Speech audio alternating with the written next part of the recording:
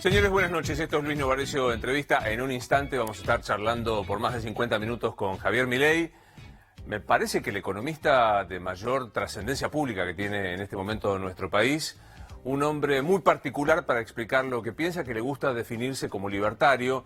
Alguna vez va a haber que hacerle un homenaje a esta expresión de qué es ser libertario. Enseguida le voy a estar preguntando, que me parece que en los tiempos en donde tantas veces se habla de libertad y demás, recoger lo que es una vieja tradición en distintas partes del mundo de lo que es un libertario. Hoy lo vamos a charlar con Javier Milei en una jornada también en donde la economía está otra vez muy presente y en donde, si bien Javier es un economista, quizá pueda coincidir en este diagnóstico que venimos haciendo aquí en el programa desde hace mucho tiempo de una cuestión mucho más política que económica. Hoy quedó negro sobre blanco las diferencias del gabinete y el conflicto que tiene el presidente Mauricio Macri dentro de su elenco de 22 ministros. De paso, la reestructuración que iba a hacer el Estado, que para los ciudadanos fue hecha inmediatamente, aumento de tarifas, aumento de precios y demás, hasta ahora no ha aparecido.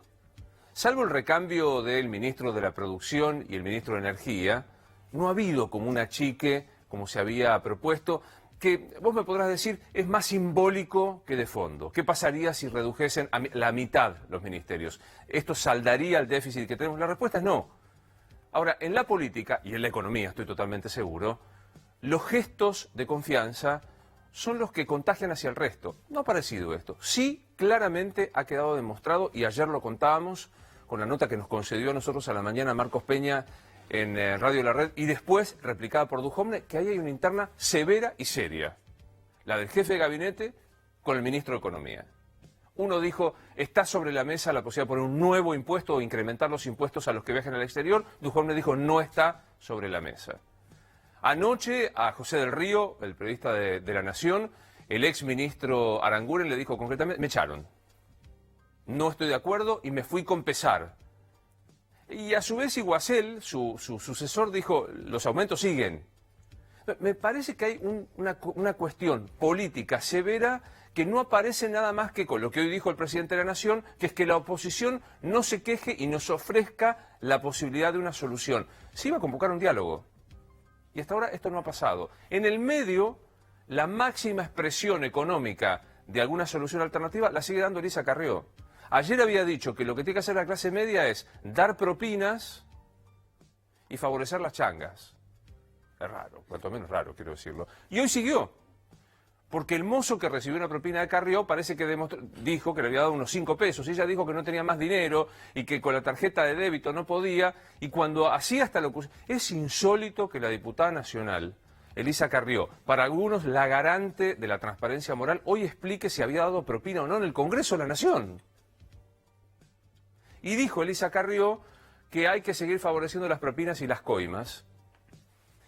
Yo soy un interesado en el psicoanálisis. Si uno analizara esta situación, después se corrigió y el lapsus, lo concreto que entre medio de esto, más de 28.50 el dólar, dicen que es el país del 30-30-30. 30 de inflación, 30 del dólar, 30 de pobreza. Si es así, me parece que esta hojarasca de discusión política y la ausencia de una toma de decisión profunda en lo político por parte del gobierno duele mucho más, sobre todo a los que no llegan a fin de mes. Un dato más. Hoy se reunieron las organizaciones sociales con Carolina Stanley. Circulan muchísimas versiones respecto de Carolina Stanley y algún cambio en el gabinete. Y dijeron, es una aspirina para un enfermo terminal lo que nos ofrecen.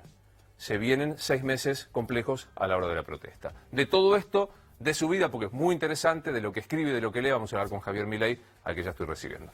¿Qué haces, Javier? Qué Luis, querido, placer enorme. Igual para mí. Gracias. Por favor, un placer tenerte acá. El placer es mío. ¿Todo bien? Mejor es joda. Bueno, ¿arrancamos?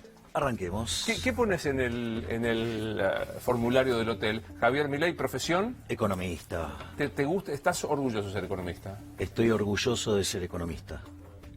Casi tan orgulloso como ser papá de Conan. Mira, ¿quién es Conan? Conan es mi hijo de 4 patas. Es un mastín inglés formidable, bellísimo, que en 2 patas mide 1,81 m.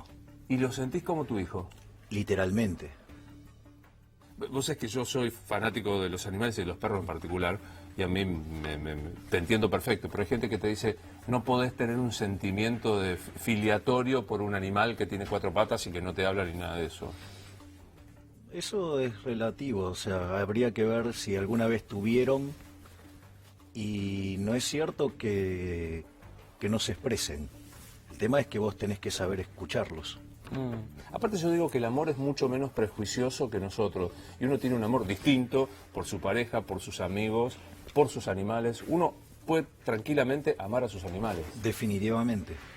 Mira, yo te digo, he estado en algunas etapas de mi vida muy mal. Y en el piso. El único que no me pateó fue mi perro. Nada menos. Fue el único que estuvo al lado. Ahora vuelvo enseguida un poco con tu vida personal, que me resulta súper interesante, y te escucho hablar y siempre lo haces de manera muy, muy atractiva.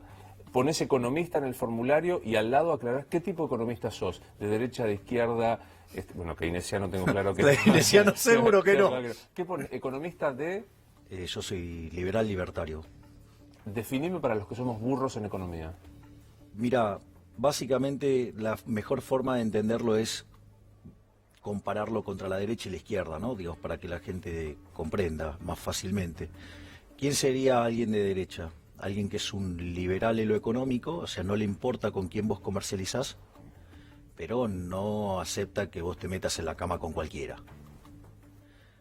La nueva izquierda, no la vieja izquierda, la nueva izquierda es liberal, sí, en lo cultural, porque te puedes meter con quién o quienes se te ocurra en la cama, pero es intervencionista en lo económico, o sea, no te deja comercializar con quien vos quieras.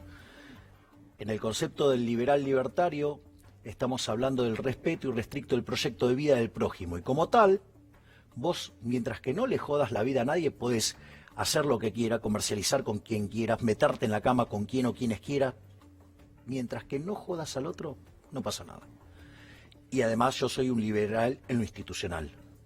Lo que pasa es que soy minarquista de corto plazo y obviamente de largo plazo soy un anarcocapitalista. Minarquista. Solo seguridad y justicia en el Estado por una cuestión tecnológica, te diría. Es decir, yo veo al Estado como el enemigo. A mí cuando me dicen el Estado presente me suena al pedófilo en el jardín de infantes. Y te lo estoy poniendo en manera suave. Por lo tanto, digo, yo soy partidario de minimizar el Estado, llevarlo a su mínima expresión, y dentro del conjunto de posibilidades está el cero. Lo que sucede es que hoy tengo una restricción tecnológica y por ende no lo puedo achicar más que a seguridad y justicia. Ahora, si la tecnología evoluciona lo suficiente, que de hecho ya hay algunos proyectos de robots, digamos, cumpliendo este tipo de funciones, obviamente avanzaría sin lugar a dudas. Ahora, es muy interesante y me parece muy novedosa la discriminación entre lo que es un hombre de derecha, que es un hombre que comercializa con cualquiera, pero no se mete a la cama con cualquiera, y a la inversa. El de izquierda se mete con cualquiera, pero no comercializa con cualquiera. ¿La cama es importante en la economía? Yo creo que sí, digamos, o sea, me parece que... Vos sabés que el tratado más importante de economía, de la economía austríaca, se llama La acción humana. Entonces tiene que ver con el mecanismo por el cual los seres humanos tomamos decisiones. Mira, a Gary Becker, por ejemplo, ese libro es de Ludwig von Mises. Por ejemplo, Gary Becker, profesor de la Universidad de Chicago, a él le dieron el Nobel por la contribución en 4 campos. El primero fue Economía de la Discriminación, el segundo fue Law and Economics, o sea, el análisis económico del derecho, ¿sí?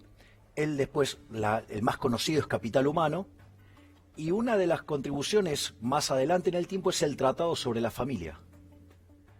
Entonces, de hecho, es muy interesante la intro que él hace. Dice, bueno, mire, todas las teorías sociológicas para explicar la población, sí, bueno, tienen esto, todas juntas explican el 15%. Yo sé que el método de maximización, sujeto a restricciones, suena un poco áspero, todo bueno, pero nosotros empíricamente explicamos el 95%. Claro.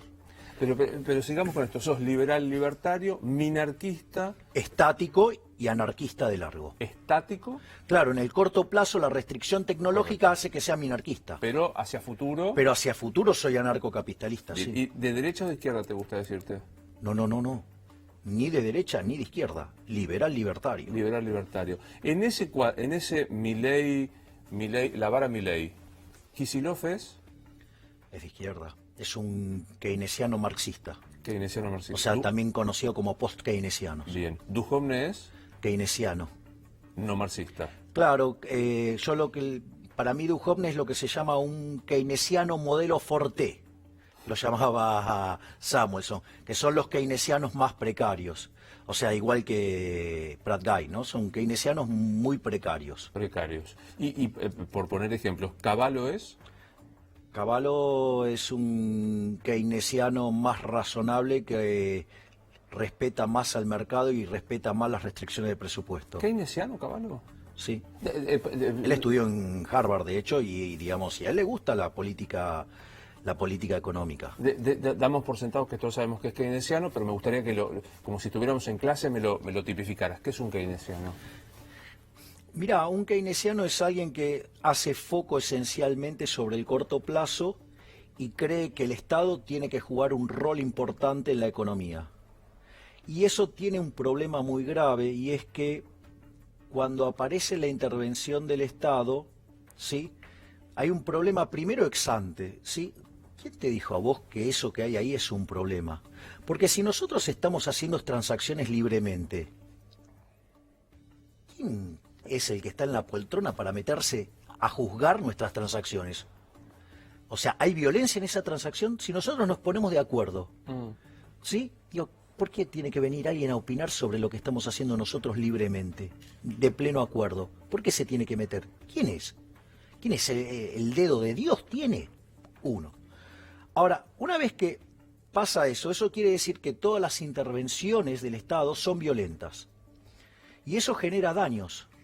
O sea, las intervenciones del Estado pueden ser autísticas, por ejemplo, cuando se inicia la Revolución Rusa, o vos acatabas el régimen o te mataban. Eso es violencia autística. La otra es, por ejemplo, lo que se llama la violencia binaria. Ejemplo, el cobro de impuestos. El cobro de impuestos es un acto violento, es un robo.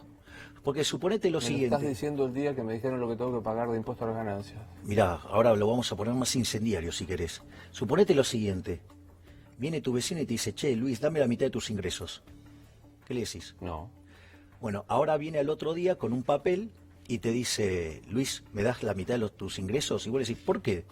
Porque tengo un papel acá que dice, y vos le vas a decir, ¿quién me lo firmó? ¿Yo? De vuelta que decís. No. Que no. Bueno, ahora viene con un patotero gigante y te dice, Luis, ¿me das la mitad de tus ingresos? O sea, vos no te queda otra y se lo das.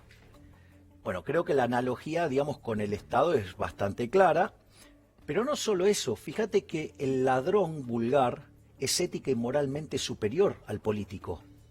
Porque por lo menos el ladrón vulgar te mira de frente, te encara, corre el riesgo. En cambio, digamos, el político se ampara en el aparato represivo del Estado, en el monopolio de la violencia, ¿sí?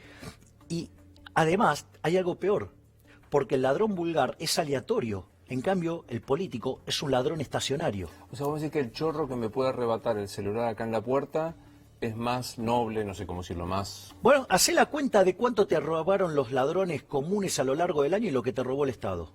Porque el Estado te está matando impuestos y ¿qué te dice? Que te da seguridad y el país es un baño de sangre.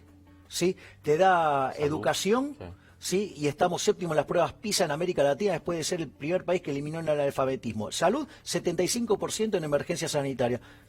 Las rutas, pero ni Superman se le anima. ¿A dónde va nuestra plata? Eso sí, tenemos políticos ricos.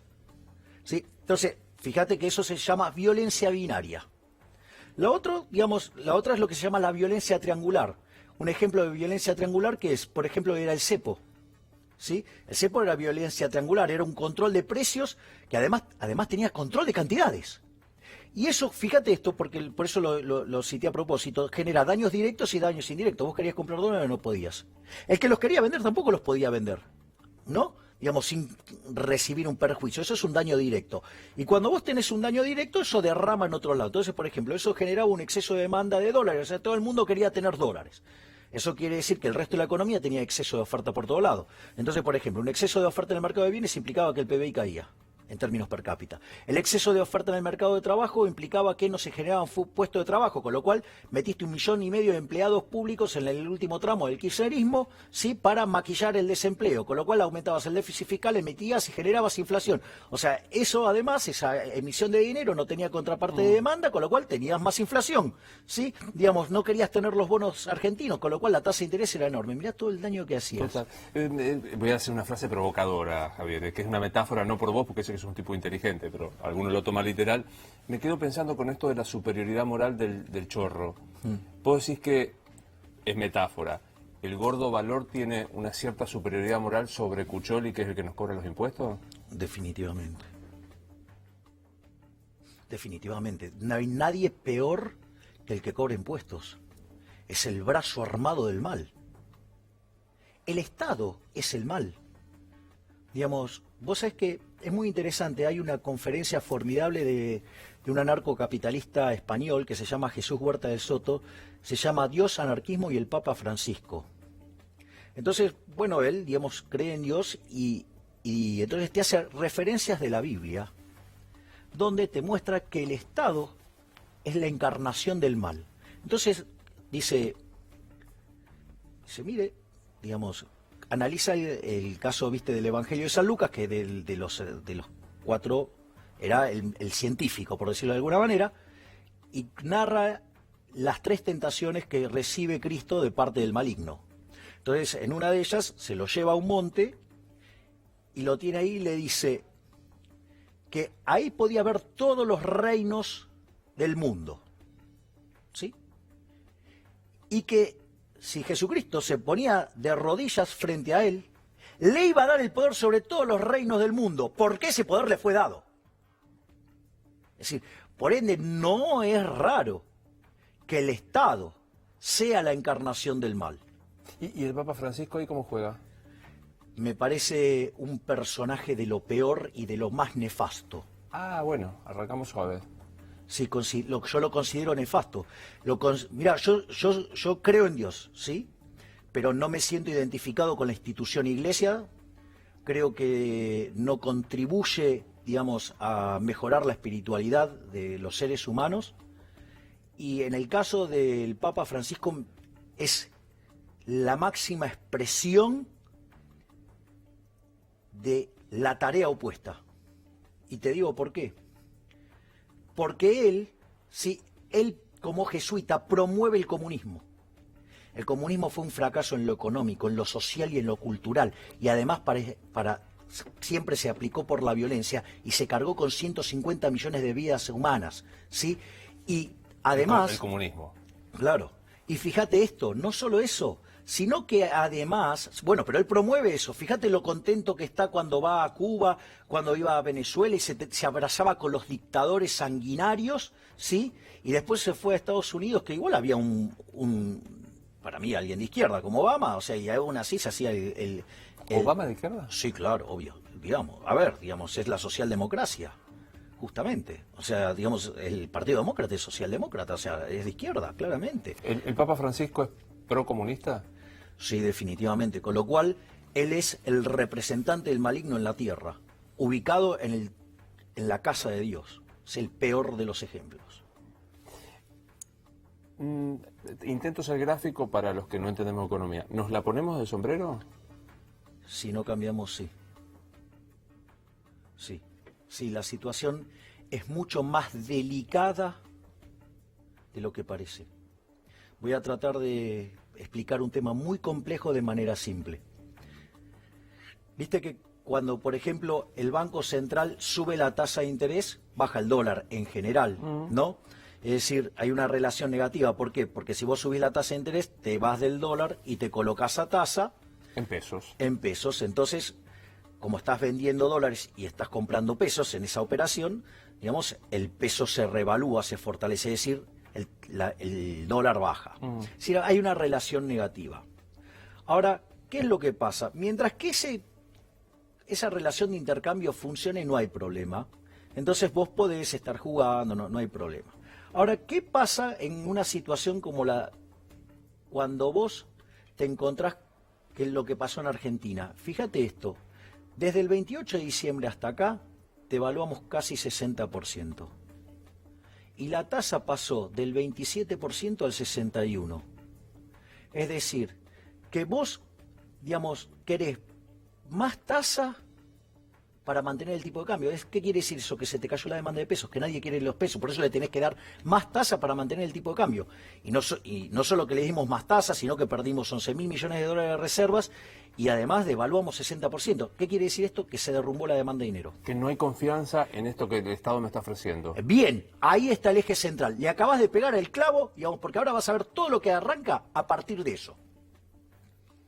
Cuando se cae la demanda de dinero, ¿sí?, el poder adquisitivo del dinero cae. El poder adquisitivo del dinero puede caer o porque aumenta mucho la cantidad de dinero ofrecida, o porque cae la demanda de dinero, o porque pasan las dos cosas a la vez. Cuando cae el poder adquisitivo del dinero, todos los precios expresados en unidades monetarias suben. Y el dólar es uno más. Entonces, ¿qué es lo que vos viste desde el 28 de diciembre? Se derrumba la demanda de dinero.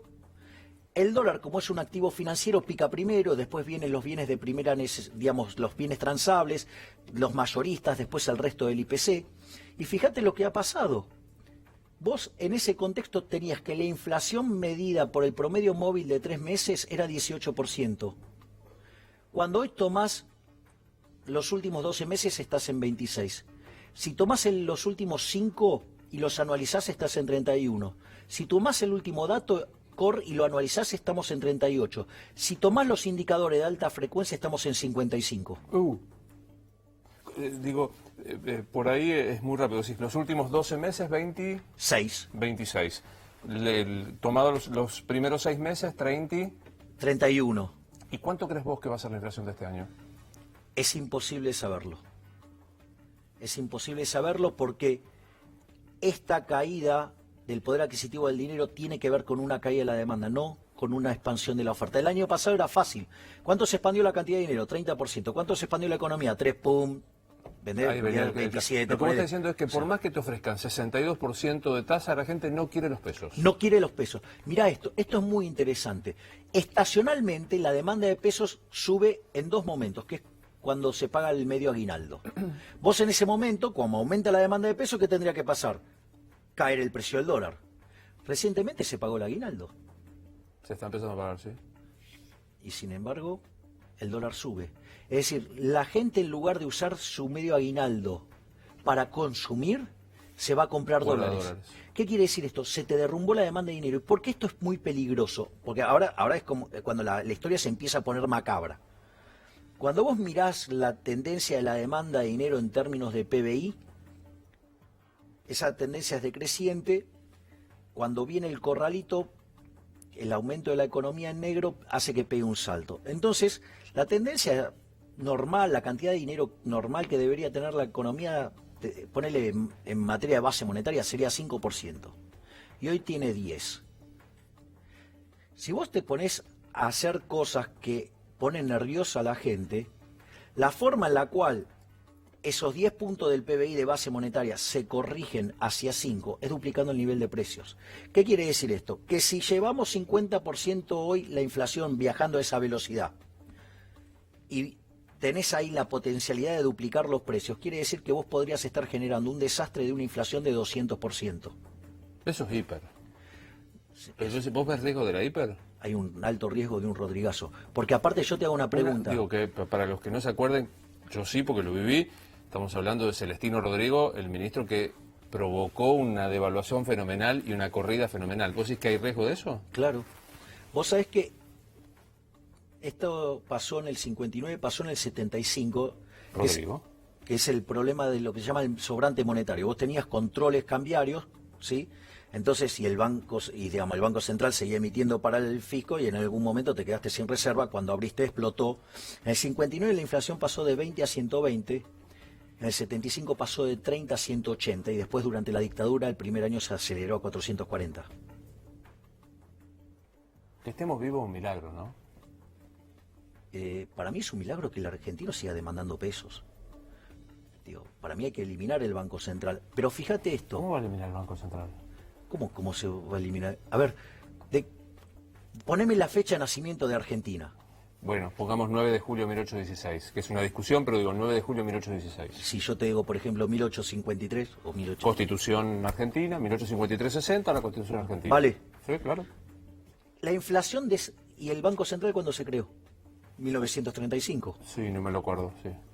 O sea que vivimos un montón de años sin Banco Central. Pero no hay ningún país del mundo que no tenga Banco Central. Ah, ¿no? No sé, te pregunto, ¿eh? Hong Kong. Bueno, China, Hong Kong. ¿Y los No, chinos? pero digamos, antes de... ¿El Hong Kong colonia? Pero Hong Kong, digamos, o sea, antes de depender de China, no tenía Banco Central. Y los billetes los emitía HSBC. Fíjate esto, Argentina, antes de tener Banco Central, la inflación anual promedio fue del 3% anual. ¿Puedo decir que yo debería confiar más en un banco privado que en el central? En el HSBC me imprime los billetes nada más allá. Es otra cosa. ¿Qué es Caputo? ¿Qué es el presidente del Banco Central? Un osado trader. Osado traidor. Trader. Ah, trader. Trader. Sí, mercader. Sí, de esos que También, hacen sí. trading. Porque, sin lugar a dudas, cuando yo te cuento esta experiencia monetaria de los sobrantes monetarios, Sturzenegger tuvo que enfrentar esa situación y fue el único que levantó un cepo sin generar una hiper. Bueno, y Prat-Gay estaba ahí también. Prat-Gay fue parte del problema. ¿Y si él anunció el levantamiento del cepo? Prat-Gay le dejó el problema a Sturzenegger porque Prat-Gay negó el problema del sobrante monetario. Por culpa de Prat-Gay hemos sufrido mucho, porque él negó el problema del sobrante monetario. ¿O vos creés que las LEVAX que tiene el Banco Central que colocó Sturzenegger lo hizo de gusto? No, no lo hizo de gusto, lo hizo porque si no lo hacía íbamos a una hiperinflación. A ver, intento ir todavía más. Me quedó claro cuál es tu descripción de cuál es tu corriente económica, cuál es la de Kicillof y demás. Mira el gobierno, viene un danés que no entiende nada, viene de Dinamarca, no entiende nada, y te pregunta, Milei, ¿me define qué es el gobierno de Mauricio Macri? La contradicción permanente, el populismo cool, el socialismo amarillo, o como me dice mi colega expert, el kirchnerismo de buenos modales. ¿Son iguales, pero prolijos? Sí, lo cual los hace peor, porque te venden otras formas, crees que son distintos y en realidad son lo mismo. ¿O acaso te crees que las barbaridades que dijo Carrió estos días son muy distintas a las que dijo Rossi? Todos recitan keynesianismo. Todos recitan keynesianismo. Lo que dijo Carrió es un disparate. Primero por una cuestión cuantitativa. ¿Cuánto dejas más o menos? De 10%. ¿Y cuánto puede pesar el sector restaurantes en la economía? Chao, listo. Digo, creo que eso ya la descalifica cuantitativamente. Aparte, digamos, es un desconocimiento y un desprecio por la economía furioso, porque en el fondo lo que está diciendo es redistribuyamos el ingreso. Che, ¿y por qué si hay que hacer caridad? ¿Por qué no hacen caridad los políticos bajándose ellos los beneficios, no? Digo, ¿por qué no empiezan por casa, no? Y pedirnos a nosotros que nos están reventando impuestos. No nos piden, nos imponen. Bueno, obvio, claro. Digo, lo que se llama caridad a punta de pistola. Pero fíjate esto, vamos al punto siguiente. El señor que, por ejemplo, no deja propina, la puede gastar en otro lugar. Con lo cual, si lo gasta en otro lugar, genera puesto de trabajo en otro lugar. O suponete que es un jodido, la ahorra. La ahorra, eso digo, tiene como contrapartida inversión, con lo cual genera puesto de trabajo de otro lado. Es decir, eso se llama la falacia de lo que no se ve. ¿Carrió sabe de economía? No. Carece de los rudimentos básicos. Y que diga los disparates que dice son verdaderamente atemorizantes. Ahora, vos lo escuchás a Rossi y también dice disparates. Porque ¿qué es lo que dice Rossi? No, acá lo que hay que hacer es para crecer hay que estimular el consumo. Y eso es lo que va a generar el aumento del PBI, eso va a generar el aumento de la inversión. O sea, eso es keynesianismo modelo Forte. Era lo mismo que le decía, digamos, Kicillof a Cristina. ¿Hay algún político del arco de los conocidos que te diga, que te genere? Vos decís, mira, este tipo dice algo interesante. Mira, el único que le escuché decir algo interesante es Olmedo. ¿El de Salta? Sí, porque es el único que compró mi idea de eliminar el Banco Central. porque yo te contaba la historia del Banco Central, cuando cuando tuvimos Banco Central mixto, que fueron los primeros 10 años, la inflación saltó del 3 al 6. Después lo nacionalizamos en el 46 y tuvimos Banco Central Nacional y Popular. La tasa de inflación, hasta que repudiamos el dinero en el 91, que fue la convertibilidad, la inflación promedio fue del 225% anual. Le quitamos 13 ceros a la moneda, destrozamos 5 signos monetarios, tuvimos 2 hiperinflaciones aún sin tener una guerra. Después, durante la convertibilidad, la inflación promedio fue 9%, pero se concentró en el primer año y medio, con lo cual a partir del 93 teníamos la inflación más baja del mundo. Después le devolvimos la ametralladora al mono, tuvimos 10% de inflación en los primeros 4 años del kirchnerismo, en los segundos 20%, en los terceros 30%, sí, y si no hubiera sido por la labor de Sturzenegger, que tanto le critican las Levax que generó, la inflación el primer año del macrismo hubiera sido 500%. 500. Anteayer entrevisté a Luis Betnaza, que es el CEO de Techin, y me dijo el dólar a 29 entonces estaba demasiado adelantado en cuanto al precio. Yo considero que todos los economistas que hablan del precio del dólar y dicen cuánto deberían valer son todos unos chantas y unos mentirosos. Porque no hay forma científica de hacerlo. Si verdaderamente se pudieran calcular los precios de equilibrio, ¿sabes qué? La Unión Soviética hubiera sido un éxito económico. Sin embargo, no fue un éxito económico porque no podían hacer cálculo económico. Básicamente, te cuento cómo hacen la cuenta. Y te voy a hacer la caracterización. Bueno, lo que pasa es que si vos tomás el tipo de cambio que teníamos en el año 2007 y lo ajustamos por la inflación americana y la inflación argentina, eso te da que el dólar hoy tendría que valer 29 pesos. La primera pregunta que te surge es, che, ¿quién te dijo que el de ese año era de equilibrio?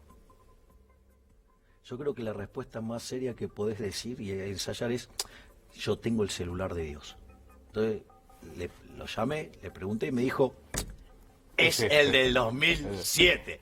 ¿No? Digo, pero ahora, la pregunta es, si el del 2007 era de equilibrio, yo te hago una pregunta. Las condiciones de oferta y de demanda de todos los bienes domésticos e internacionales, pasados casi 11 años, ¿son las mismas? Vos sos el mismo de hace 11 años, Luis. No, claro. Con lo cual, ¿quién te asegura que hoy las condiciones de oferta y demanda, de vuelta vas a usar el celular de Dios para eso? O sea, cuando yo le pregunto a uno y me dice el precio, me está zaraseando. Decirle, sos un chanta en la cara. Y cuando te dice por qué, me lo dijo Milei. Digo, te invoco. Sí, total, digamos, o sea, un enemigo más, uno menos, me da lo mismo. ¿Te importa que digan Milei está loco? ¿Sabes qué es lo que pasa? Que los chicos y los locos siempre dicen la verdad. Por eso a los chicos los educan y a los locos los encierran. En el caso mío, digamos, o sea, como no lo pueden probar y los resultados se ponen de mi lado, digamos, me van a tratar de estigmatizar. Pero me importa un rábano. Me importa un rábano. A ver, vamos, que esto es lo que yo digo en defensa del difamador. Suponete lo siguiente, vos decís, ¿sabes qué? Milei es un pelotudo. ¿Sabes lo que pasa? Es tu opinión. O sea, es tu propiedad. ¿Cómo voy a invadir tu propiedad? Es decir, no, bueno, pero va a afectar a lo que opine otro. Es la propiedad de otro. ¿Cuál es el problema? Que diga lo que quiera. Que digan lo que quiera. Pongamos los resultados en la cancha. Vos los reporteás a todos. Vos sabés quién tiene el mejor track record. ¿A ver? A los datos me remito. ¿En qué ahorras, Javier? Si ahorras. Digo, en cualquier cosa menos en los pesos, que es la moneda emitida por estos políticos delincuentes de cuarta que tenemos. Te está mirando alguien que, no sé, quiere celebrar el cumpleaños 15 de la hija el año que viene, o se quiere ir de viaje, volver a la tierra a sus abuelos. ¿Qué le decís? Si lo puede hacer, que lo haga. Digo, todos evaluamos costos y beneficios. O sea, digo, es como que, digo, a ver, digamos, nos divertimos con esta nota y nos vamos a tomar un vino. Y tenemos ganas de tomar un vino porque salió buenísimo. ¡Bárbaro! Y bueno, es la vida. O sea, que no te vas a dar un gusto. O sea, encima que nos rompemos el trate laburando, no nos vamos a dar un gusto. Bueno, digo, ahí vos haces costos-beneficios. O sea, digo, ¿de qué digo, ¿entendés? Porque si no, digamos, ¿de qué se trata? Digo, que la vida es autoflagelarse. No, la vida es algo maravilloso. La vida es maravillosa. O sea, la vida, en mi caso, se compone de un continuo de excelentes momentos. Digo, mi protector de pantalla dice ANTF. ANTF. La alegría no tiene fin. Es decir, son todos los días de mi vida alegres. Puedo tener algún día que otro, pero es la excepción. ANTF dice... Sí. Está un poco chapa. ¿Por qué? No, porque me parece... Vos sabés que la alegría, sí, creo, tiene fin. ¿En qué sentido? No hay un estado de alegría perenne. Mirá, en mi caso, sí. O sea, mira, yo esto lo resolví matemáticamente. Suponete lo siguiente, que la vida es finita. Es, no lo supongamos, es. Bueno, tío, para quien cree en Dios, no necesariamente es finita. O sea, justamente el trick maravilloso, digamos, de la idea del paraíso es asegurar que el juego tiene solución de compromiso. O sea, a ver, es, por ejemplo, suponete lo siguiente, poner la otra mejilla. Es la solución digamos, del dilema de los prisioneros. O sea, el dilema de los prisioneros, digamos, la estrategia óptima es el ojo por ojo. ¿Sí? Si el juego ese, digamos, o sea, y vos estás todo el tiempo traicionando uno al otro, digo, cobrándole la venganza, todo el tiempo. O sea, entonces, ¿qué pasa? Suponete lo siguiente. Entonces, vos necesitas que ese juego se haga más largo, pero si el juego es discreto, o sea, que tiene un momento donde termina, ¿qué pasa? La estrategia óptima es traicionar el último día. Entonces no jugás la última partida, sino jugás hasta la anterior. Que, de vuelta, la estrategia óptima es traicionar. Y así sucesivamente, entonces vivís traicionando y vivís de al ojo por ojo. La maravilla de la idea del paraíso es que es infinito. Entonces, ¿cuál es el punto? El punto es que vos no tenés incentivo. O sea, ok, me pegaste hoy. Bueno, ok, no sé si Luis lo hizo de malo o porque se equivocó o lo que fuera. Pero mi mejor negocio es tratar de colaborar con vos. ¿Cómo te llevas con la notoriedad? Los otros días te vi en el programa de Andy, un gran programa, que terminaste hablando de sexo tántrico. ¿Cómo te va con la notoriedad y que puedas hablar de economía, de Levax, de Banco Central y puedas hablar del sexo tántrico? La pregunta es si los economistas, por ser economistas, dejamos de ser humanos. No, claro que no. O sea, digo, ¿que no puedo tener sexo? ¿No puedo elegir tener sexo de excelente calidad? De eso es lo que digo cuando yo hablo de la condición de transversalidad, ¿sí? Y la solución a esto. Yo digo, mira, suponete que, digamos, me voy a morir mañana. Entonces, si me voy a morir mañana, me queda un solo día. Y esto a mí se me prendió la lamparita mirando a los Simpsons el día que come Homero el pez globo. Entonces, ¿qué hace Homero? Hoy es el último, son las últimas 24 horas. ¿Qué cosas haría? Yo tengo claro qué cosas haría. Me abrazaría a Conan, leería un poco de economía, escribiría un poco, lo volvería a abrazar a Conan. Si tengo un rato, digo, hago un poco de in-out, ¿sí? Vuelvo a abrazarlo a Conan, digamos, y parto. Entonces, yo acomodo toda mi vida para hacer las cosas que más me gustan. Aclarar que es el out in out porque por ahí... Tener relaciones con alguien, digamos, que valga la pena. Porque, digamos, una de las cosas, digamos, que también vas evolucionando en el tiempo es, digamos... Ser selectivo. Al principio, digamos, hay un dicho muy fuerte, pero... Venga. Cualquier agujero es trinchera. Era fuerte. Bueno, yo te pregunté, vos me das el ok. No. Venga. Entonces, digamos, tenés una época donde... Cualquier bondi te deja bien. Y aparte el cuerpo resiste todo, por decirlo de alguna manera. Después, o sea, con el tiempo uno entiende que las cosas tienen otras variantes mucho más importantes. Nunca pensé hacer esta pregunta a nadie en general, y menos a vos en particular, porque te tengo mucho afecto y te consta. ¿Pagar por sexo? Pero, digamos, me parece formidable. Esa transacción es voluntaria. O esa punta de pistola El que va, quiere. Y el que vende, quiere. Si vos la prohibís, el que quiere se queda con ganas y el que quería vender tiene que ir a hacer otra cosa. Eso es liberal libertario. Obvio. Pero ¿en dónde afecta el respeto irrestricto del proyecto de vida del prójimo? Que alguien, digamos, o sea, es una transacción más. ¿Cuál es el problema? Cosificás a la mujer. No. ¿Por qué? A ver, ¿acaso no lo está haciendo voluntariamente? Digo, ¿pero por qué? ¿Te puedo hacer un punto? Claro. Estuviste flojo ahí.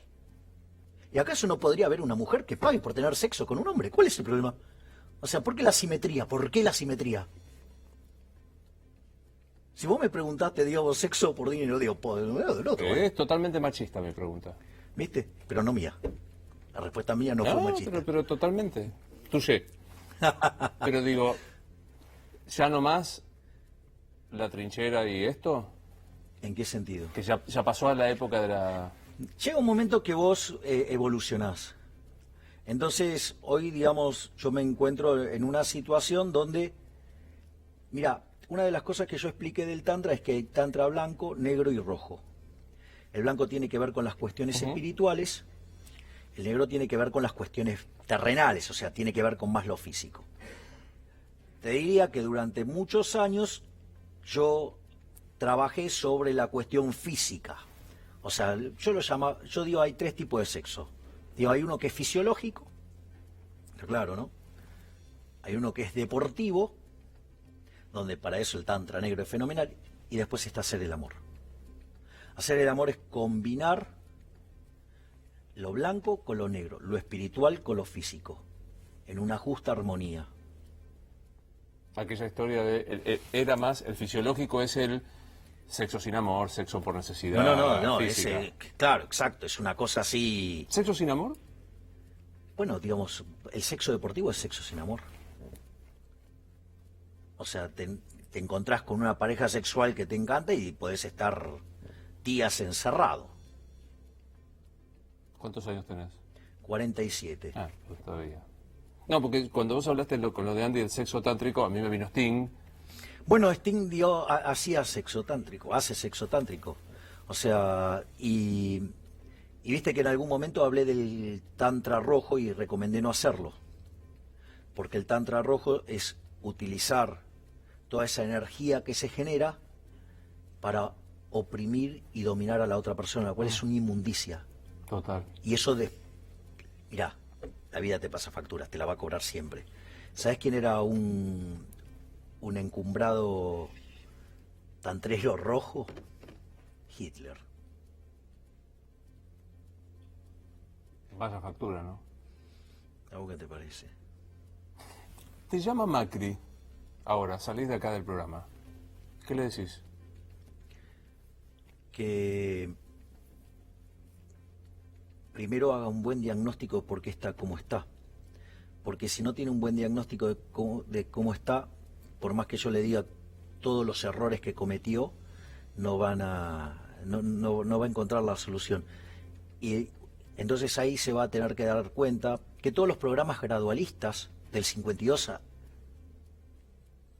la actualidad, todos terminaron mal, que todos los programas de shock fueron exitosos salvo el del 59, con lo cual erraron empíricamente, que se dejó llevar por un vendedor de humo como es el caso de Prat Guy, ¿sí?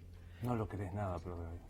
Y menos alguien que se escuda en el tema de la función cuando, digamos, lo que hiciste fue un desastre.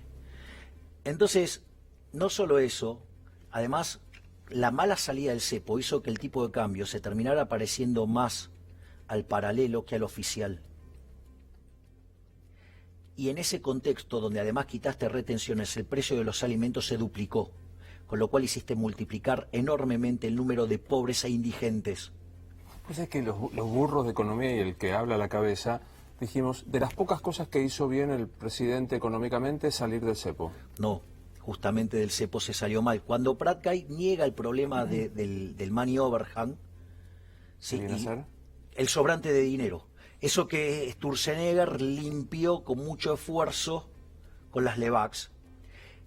Pasados los primeros meses, Prat Guy empieza a apretarlo a Sturzenegger para que baje la tasa de interés. Y ahí, digamos, es cuando viene la primer corrida y vuelve y tiene que volver a subir la tasa de interés a niveles del 38%. En ese contexto que pasa todo eso, el tipo de cambio se termina pareciendo más al paralelo que al oficial. O sea, pero si te... Lo que digo es, ¿sabes qué? El precio de los alimentos subió brutalmente. Tiraste un montón de gente abajo de la indigencia y la gente, ¿sabes qué? Trata de no dejar de comer, con lo cual empezó a dejar de consumir otros bienes y la economía se hundió. O sea, aplausos para Alfonso por haber negado el money overhand. Le costaste muy caro a este gobierno y le costaste muy caro al país.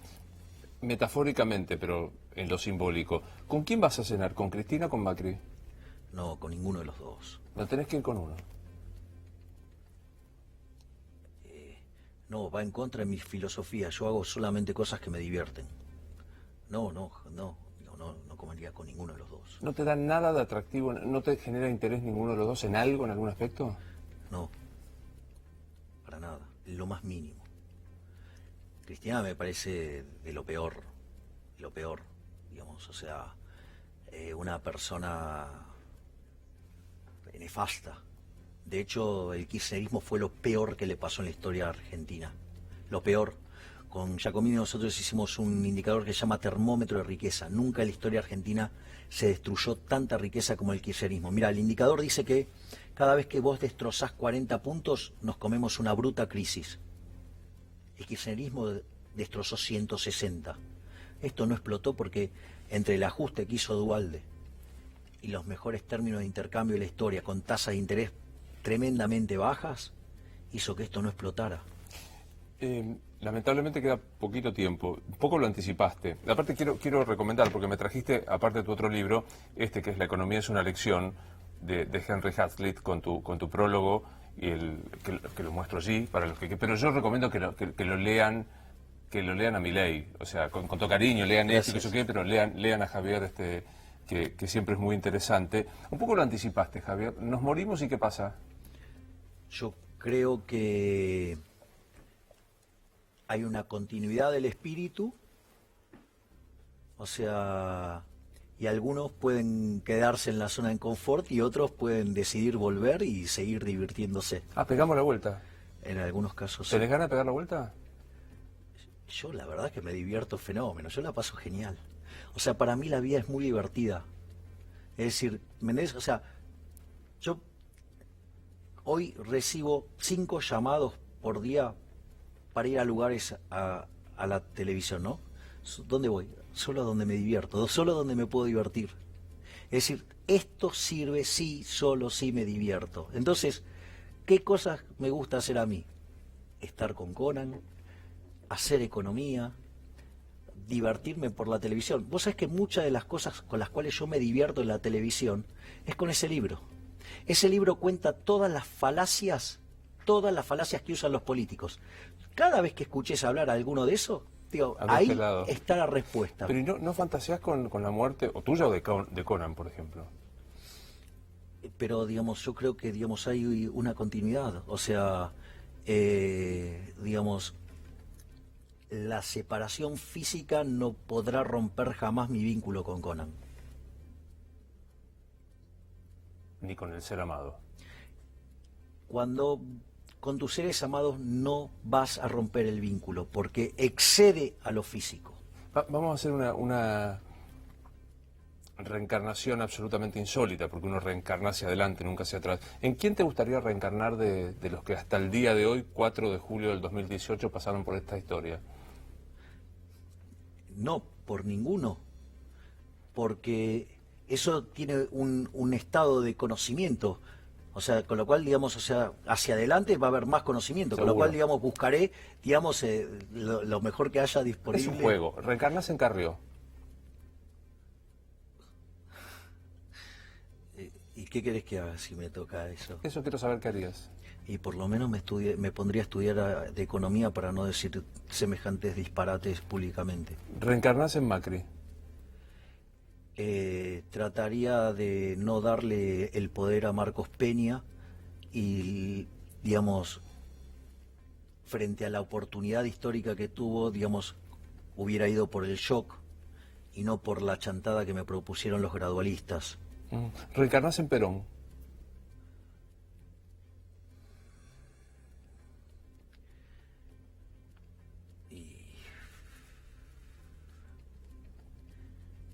trataría de corregir el fascismo de 2 patas hacia una solución de mercado y no un fascismo de 3 patas. Porque, a ver, el punto acá es, yo no soy peronista, pero yo no soy gorila. Ahí hay una diferencia enorme. Es decir, yo no pienso en la eliminación del peronismo. Digo, que es lo que proponen algunas bestias. Digo, me parece de un nivel de intolerancia, pero digamos, o sea, después digo, yo soy el intolerante porque se lo digo en la cara. Pero, para mí, digamos, el problema en Argentina nace en la década del 30, es el golpe del 30. Básicamente, el mundo estaba en la Gran Depresión. La creación del Banco Central es funcional a la oligarquía. Porque, ¿qué es lo que pasa? Estaban endeudados en pesos oro, ¿sí? Porque había caja de conversión, por eso no teníamos inflación. Y los términos de intercambio de Argentina se habían destrozado como consecuencia de la Gran Depresión. Entonces estaban todos en la lona. Entonces, ¿qué hicieron? Crearon el Banco Central, ¿para qué? Para joder a los laburantes. ¿Sabés quiénes eran los que más se oponían a salir de la caja de conversión? Alfredo Palacio y los socialistas. Claro. Pero bueno, eso generó un régimen fascista de 2 patas. Aparecieron los empresarios, los empresarios y los políticos chorros, que se aliaron para joderle la vida a los trabajadores. Porque si vos no tenés que competir, pagás salarios de miseria. ¿Y la tercera pata que le agregaste al peronismo? Bien, ese periodo generó mucho dolor, mucho resentimiento. Y eso lo capitalizó Perón. En lugar de volver al orden liberal previo, metió la pata del sindicalismo. A la luz de los hechos no fue mal, porque de ser el 5.º país del mundo somos 60. Me tengo que despedir. ¿Querés decir algo? ¿Te interesa decir algo del episodio Salta y la periodista de hace una semana? Sí. Vamos, hay 2 dimensiones del problema. Hay una que es, no hay excusa que valga para el error que cometí. No, digamos, a ver, yo burro le digo, se lo he dicho a personas como por ejemplo a Campolongo, se lo he dicho a Brancatelli, se lo he dicho a, por ejemplo, a Gavetta. Yo, digamos, tengo ese estilo y la realidad es que no está bien. Ahora, todas esas veces que yo lo dije, nadie me dijo nada, ¿eh? Digo, pero eso no quita que no estuviste bien. Digamos, lo que hice está mal, lo tengo claro y pido perdón por lo que hice, porque me equivoqué. No puedo seguir teniendo una boca de cloaca como tengo, ni puedo estar haciendo esas cosas. O sea, me equivoqué y eso es culpa mía. Ahora, lo otro que voy a decir es, y que también es cierto, y no es un atenuante de lo otro. Mucha gente se puso a juzgarme mirando 1 minuto y medio editado y una conferencia que tiene 2 horas y media. Y no se dieron cuenta que la conferencia me la intentaron interrumpir a la mitad y yo pedí, a ver, yo le dije a esta persona, le dije, mirá, las preguntas van al final por una cuestión de orden. Y cuando termina la conferencia, yo pido que le den la palabra. No es que se la irrumpe o que, claro. Yo pedí que le dieran la palabra. Claro. Con lo cual, digo, ahí está mi sinceridad. Y después, ¿sabes lo que pasa? Vos, cuando vas a una conferencia, si vos querés torearlo al expositor, tenés que saber. Yo no es que más o menos estudié Keynes. Yo estudié Keynes en serio, no como los chantas de Carlos Rodríguez y los Kachanowskis o los Rabier que hablan de Keynes y no lo leyeron. Que todas las citas que hacen, además son citas de liberales sobre Keynes, porque no lo leyeron, ¿sí? No saben lo que dijo Keynes. Y todo lo que... Porque además, o sea, se pusieron, digamos, obviamente como tienen problemas conmigo, o sea, lo manifestaron de esa manera. Entonces, hoy, mirá qué lindo, hoy Pablo Schiaffino, que es un economista de la Ditela, que es especialista en keynesianismo, hizo todo un buleteo de cosas en Twitter, donde dejó en evidencia que todos esos que te mencioné antes son todos unos mentirosos que no saben. Me quedo con lo primero, que reconociste. No, pero claro, Luis, ahora, también te digo algo, si vos querés torear al expositor, tenés que saber. Obviamente. ¿Sí? Claro. Y no es un lugar para hacer eso, y no solo eso, digo, porque esto me parece importante. A mí me podés decir cualquier cosa, menos totalitario. Y nadie vio cuando la mujer me dice totalitario? O sea, ella me insultó primero. Está claro. Y yo después de 4 veces leer y ser toreado y ser acusado de totalitario, respondí. Está bien. Nada, me quedan menos 15 segundos. Daddy Brieva dice, si no hubiera trabajado en la tele, hubiese muerto virgen. ¿Levantás más por venir a la tele? Mira, el problema es que, digamos, se me incrementó la oferta de una manera muy sustancial y el tema es que como tengo menos tiempo, el ratio de concreción cayó, ¿no? Y uno podría decir que el ratio de concreción cayó porque aumentó tanto la oferta que aun cuando tuvieras los mismos, hiciste una mejora de calidad. Pero además cayó en valor absoluto también, porque tengo tanto menos tiempo y tengo tanto estrés que a veces lo único que quiero hacer es irme a casa e irme a abrazar con Conan. Me gustó verte, gracias por venir. El agradecido soy yo. Nada, por favor, un placer. Esto es Luis Novarecio, entrevista esta mañana.